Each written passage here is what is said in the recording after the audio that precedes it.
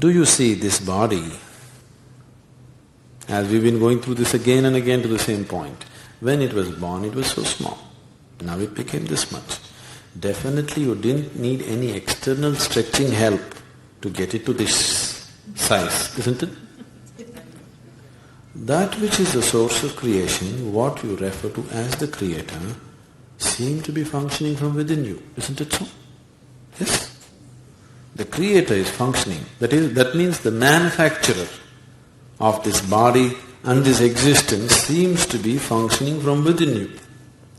If the manufacturer is inside, if you allow him to function, fixing small flaws in the body, you think it'll be a problem? So, Shyamabhavi Mahamudra is just creating a passage so that your innermost core functions. If you allow it to function, the nature of this, in yoga we refer to your innermost core as the bliss body. Any different. Once you do things compulsively, only when you conduct it consciously you seem to be on the peak of evolution on this planet, not otherwise.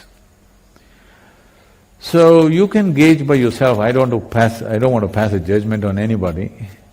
From the moment you come awake till the time you go asleep, fall asleep, how much percentage of time are you conducting your body, your mind, your emotion, your energy and your actions consciously?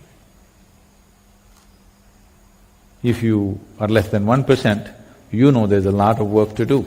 And I would tell you, if I have to speak frankly, more than 90% is less than 1%.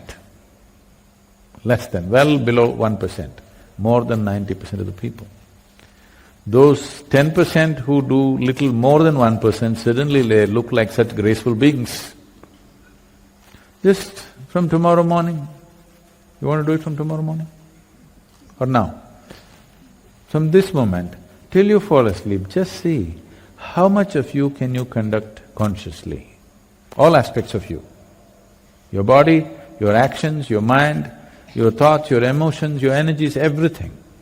To what extent can you conduct it consciously? You see, if you conduct this consciously for 5 minutes, by tomorrow morning people will bow down to you without knowing why they're doing it. So that's evolution. And it's something you can do. If you just see it's me, not something else, you will evolve.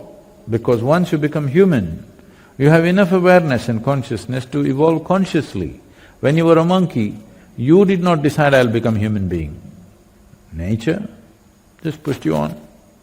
But now you're conscious enough to decide, I want to evolve from where I am to whatever is possible. Just try. Just maintain 5 minutes, manage your life consciously today. You will see tomorrow morning how you will be.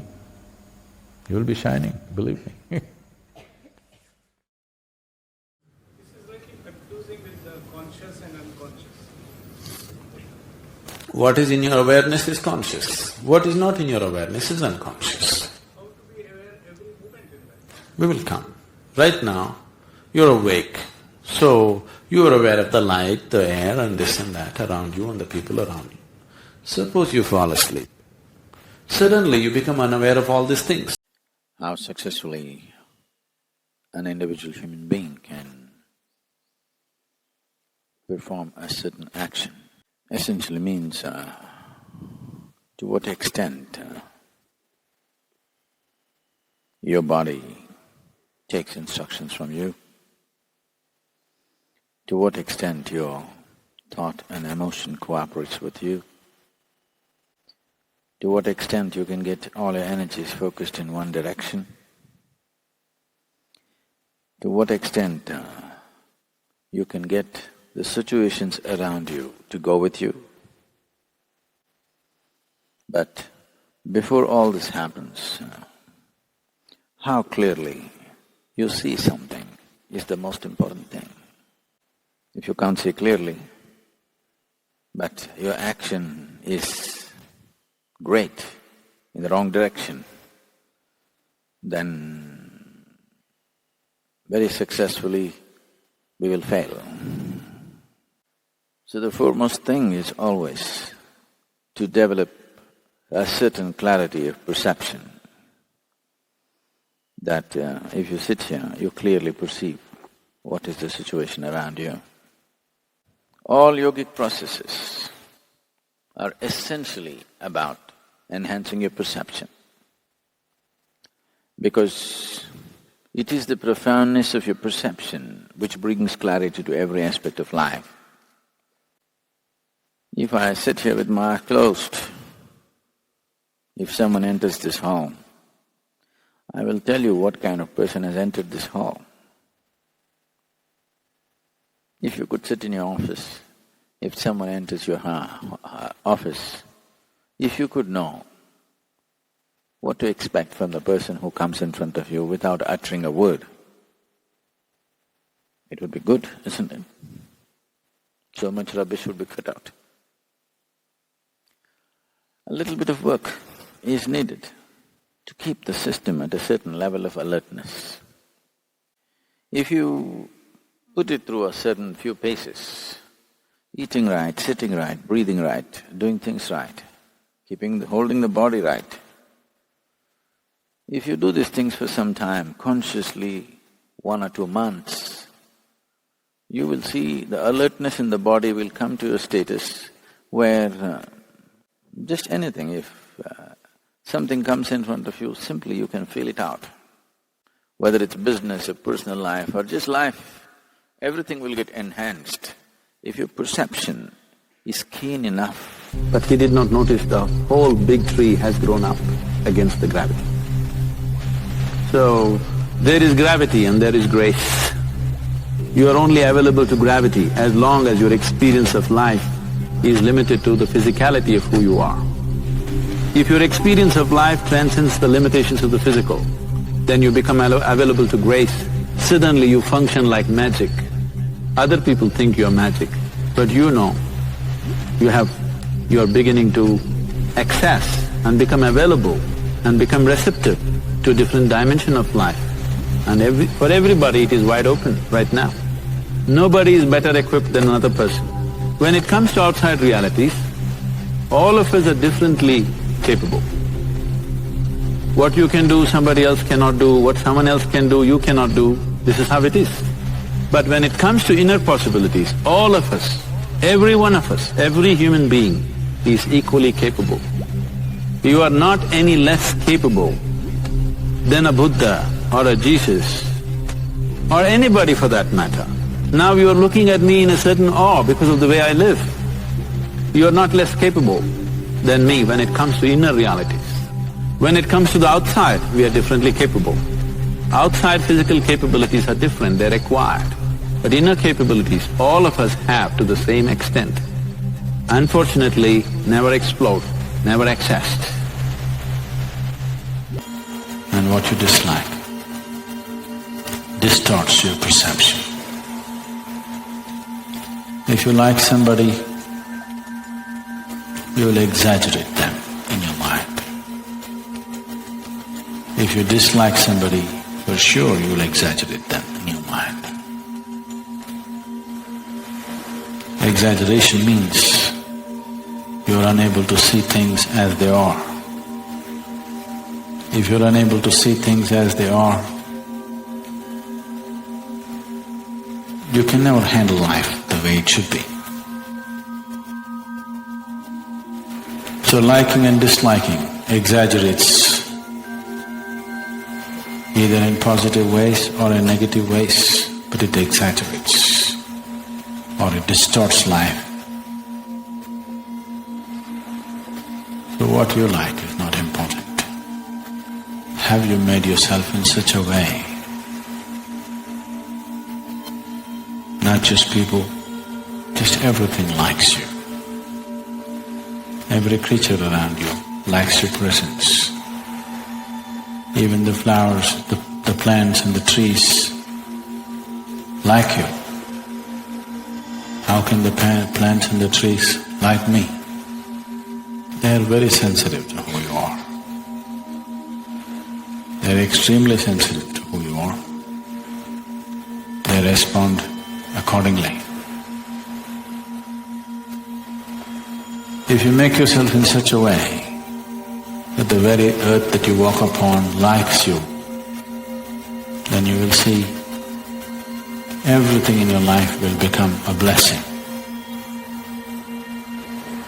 If everything around you dislikes you, you will see everything that could be well-being could become a curse. The way everything has to be shouted into your ears. You must become in such a way, if you look at somebody before they speak, you know. For this, you need a certain sense of receptivity. Receptivity will not happen to you if you're too full of yourself. The less you are, the more you receive. The more you are, less you receive. You're too full of yourself, nothing bigger than your nonsense will happen to you. If there's no such thing as myself, you simply sit here, the whole existence will dance within you. You will become an instrument of the Creator. Otherwise, you will be a bundle of thoughts, emotions, prejudices and rubbish. People bring enormous amount of punishment upon themselves, pain and suffering upon themselves. Not necessarily a life committed to evil.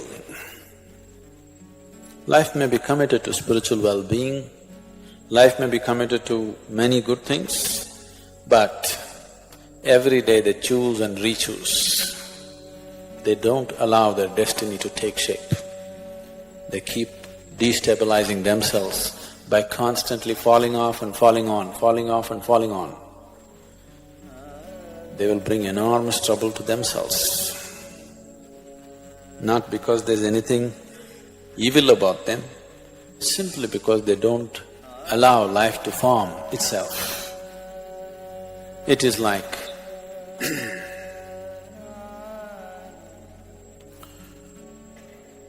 keep on disturbing that which is taking shape. Every time you choose and unchoose, you distort the course of your destiny. Lot of sadhana, lot of things. Today, if you face a frustrating situation, no situation is frustrating. If some situation you see and you get frustrated, then you unchoose from the path that you have taken. Tomorrow morning again you are on, but by unchoosing yourself for a few hours, you have destabilized the formation of your destiny, the course of your destiny. A determined mind, a mind whose determination, a mind whose choice is permanent. Once you make a choice, you make yourself choiceless. Such a mind will allow the destiny to flow the way you have chosen.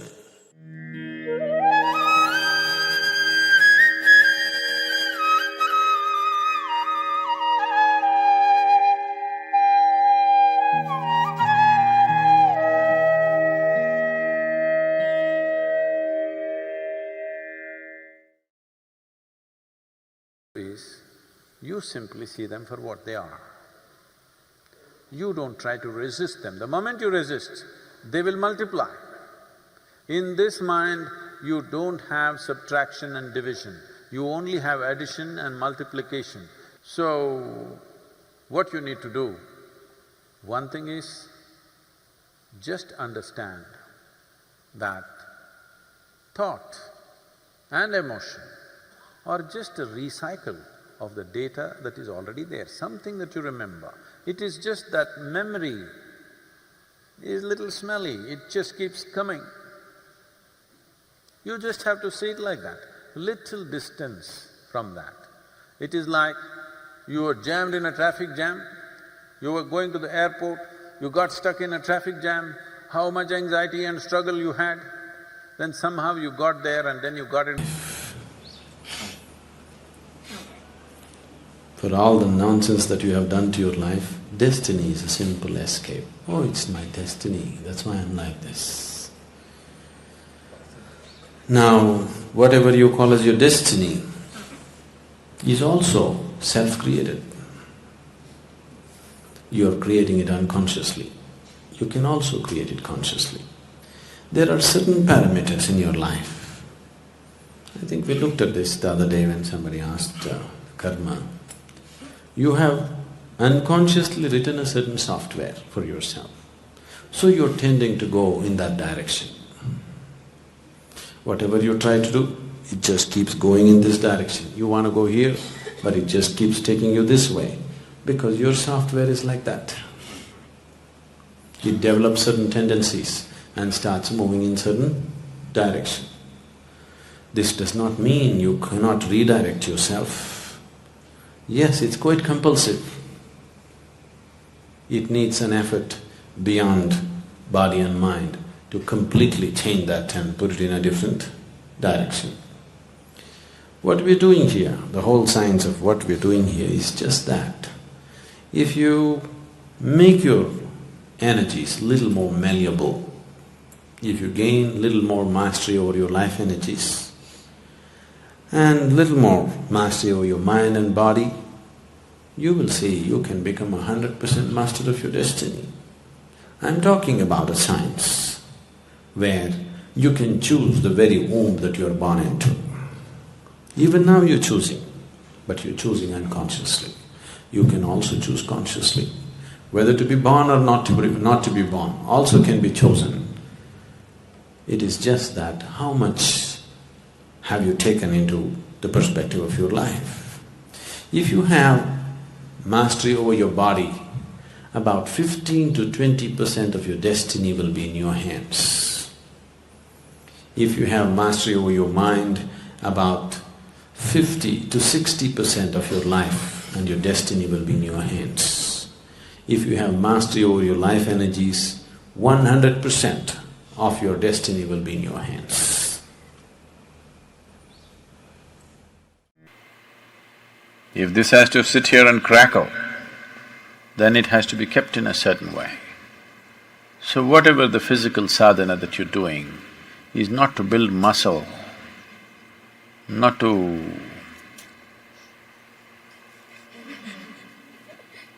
that when you go home you can dominate the people at home. I'm telling the ladies, you could be stronger than them. 90 days of sadhana, you could be actually stronger than.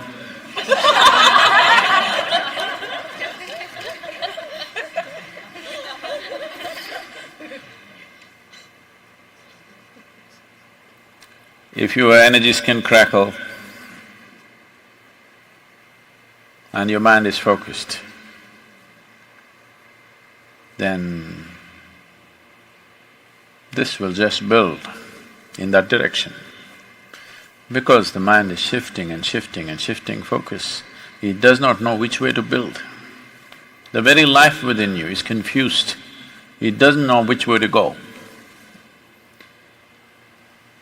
I would say,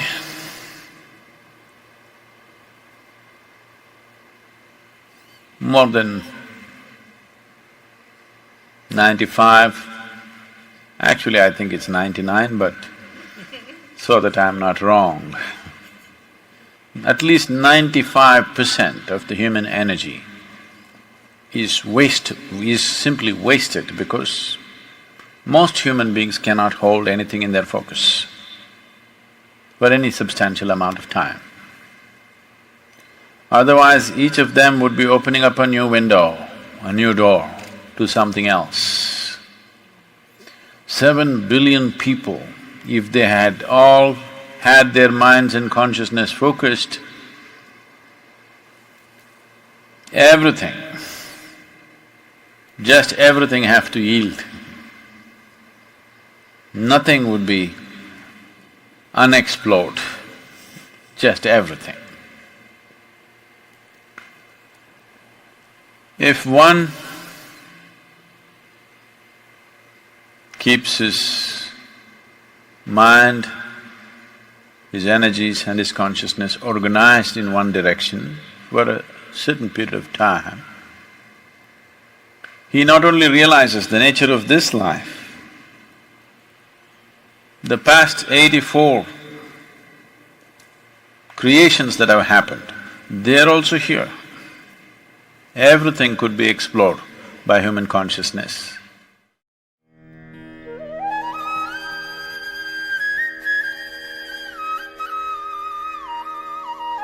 The planet should decide the destiny of who we are. So if you do not take life into your hands, then planets will decide what should happen to you to some extent.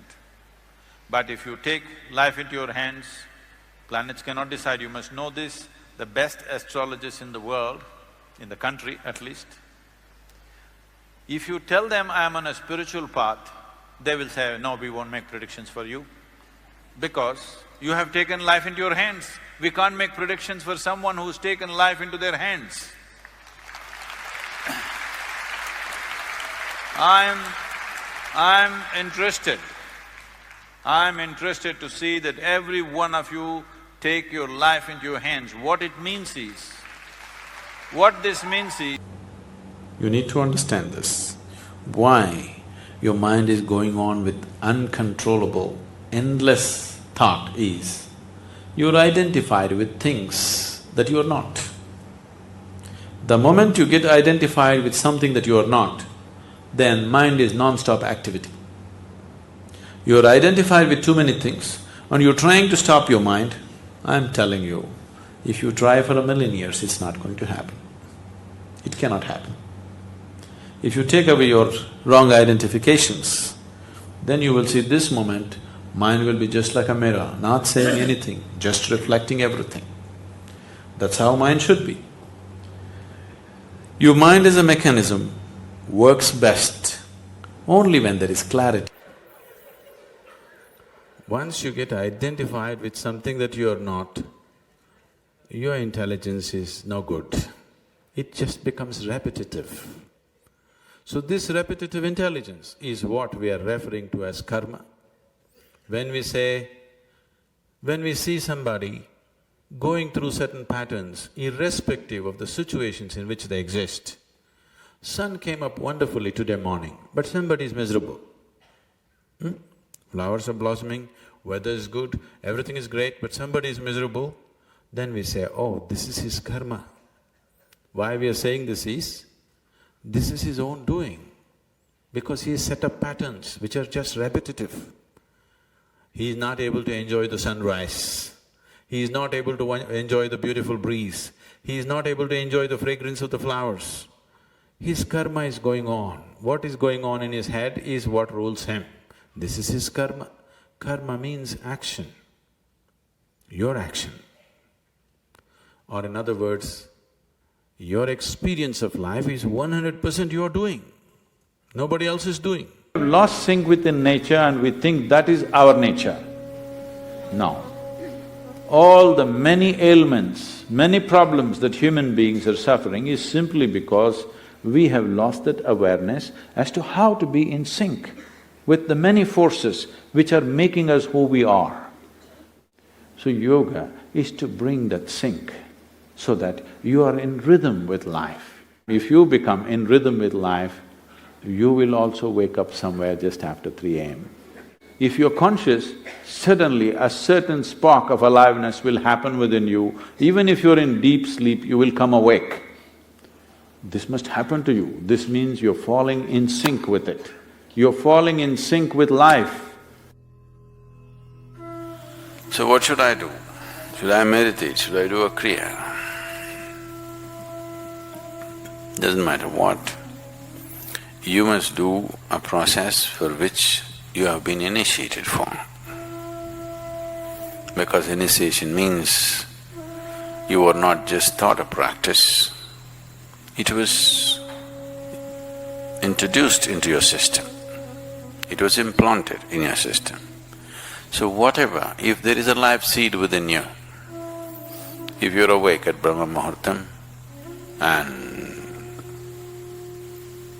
sit for whatever that practice is, it bears maximum fruit because of the way the planet is behaving in relation to your system. If you become aware in a certain way, a certain level of awareness is achieved within you, you will see, you will simply know when that time is. If you go to bed at the right time, you don't have to look at your watch. If you're not initiated, you're a book yogi,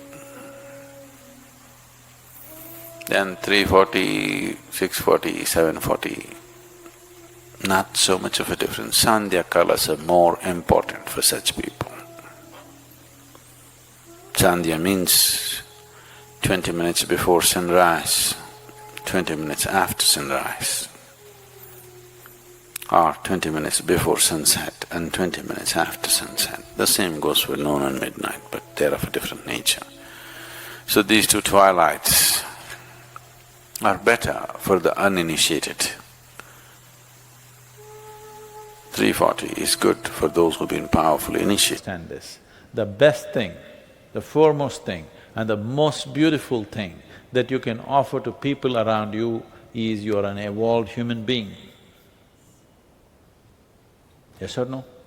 Not your money, not your wealth, not your rubbish, not your work which is going to make the difference. That being with you is a wonderful experience for people around you, your family, the people that you work with, your friends, everybody aspire to be with you because it's a wonderful experience to be with you. This is the best thing that you can ever do to any human being around you. That's all they aspire for, isn't it? But now the problem is, you are looking for that wonderful person. Oh, I met this wonderful person. Why the hell are you not that wonderful person? Because you never paid any attention to this. You think something that's happening around you is more important than what is this. No, no, no. The quality of your life is essentially determined by the… I want you to understand, you want to enjoy your life, isn't it? If you want to enjoy this life, I will teach you a way where you can be super intoxicated, at the same time super alert. How's that for you? Amazing. Look at me. Yeah, amazing. I'm all the time drunk. But if you want, I can just go off like this any moment. I can. You've not seen me. I can go totally intoxicated any moment because all the time I'm on, all the time fully aware. This is what needs to happen to humanity, isn't it? And every human being is capable of this. They've just not paid attention in that direction, that's all. They're going for cheap solutions. I look at meditation in two ways. A is the meditation as in the practice, and B is everything that we do in our life as meditation. You know? And I prefer to work more on everything in my life as a meditation, which feeds into my practice of meditation. 100%. But do not neglect the practice. No, do not neglect the practice, for sure. Yeah. So, I'll tell you what I do, for instance. One meal a day, I just eat by myself. 2 meals I take with my friends, some of my monk friends, where we discuss, chat, eat. 1 meal is just by myself. The reason being, I want to be present, mindful, in the moment, to savor the entire experience of touching, feeling, smelling, tasting that food. I avoid forks and spoons as much as is possible because I want to touch and feel that experience of the food. Now, the reason I do it is because it just means no phones, no books, nobody to talk to, and just being there eating. Correct? So what I'm doing is, by just eating that 1 meal by myself, training my mind to be in the present. Like we are talking now, there's 3 meetings lined up for me tonight, but it's not on my mind. It's not on my mind. Nothing outside of our conversation between you and me right now is on my mind. So why do I do it? It's because right now I'm training my mind to be in the present.